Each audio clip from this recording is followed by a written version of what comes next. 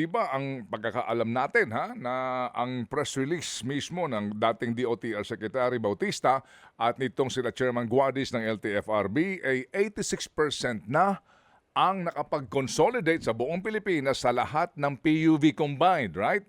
Nabasa mo 'yan, 'di ba? 86%. Tama po Oo. kayo. Oh. Tama po kayo, Sir Ted. At Kahapon, dito simula yung... Opo, sige po. kahapon na-interview namin si Sec Vince Dizon. Ang sabi niya, hindi.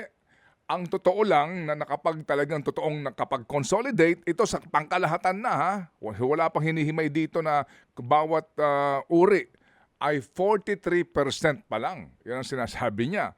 Kaya sabi daw niya, kinakailangan makipagpulong siya dito sa mga stakeholders tulad ninyo. Yan ang issue ngayon, Chairman Balbuena. Opo, Sir Ted, kitang-kita natin yung pagsisinungaling nitong LTFRB at itong nakaraang mga nasa namumuno ng DOTR na ito yung naging sanhi ng aming kawalan ng hanap buhay. Pag-expired ng aming mga provisional authority, hindi kami makarehistro, hirap kaming makabiyahe, hinuhuli. Itong maling datos na ibinigay sa atin ng LTFRB at DOTR.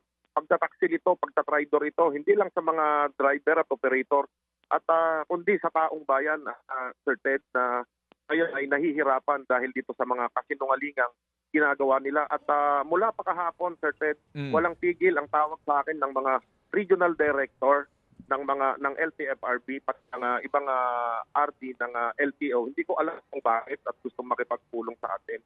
Pero ang sa akin, hindi lang basta dialogo o pulong ang kailangan natin kay Secretary Vince Dizon, kundi tibakin itong mga sinungaling na namumuno dyan sa ahensya ng LTFRB na maling datos ang ibinibigay. Isipin mo, Sir Ted, na pinamumunuan ng mga sinungaling at mga kurap itong ahensya ng LTFRB na kung saan kami ay hindi na makapaghanap buhay ng maayos at hindi makapagserbisyo ng tama sa taong bayan.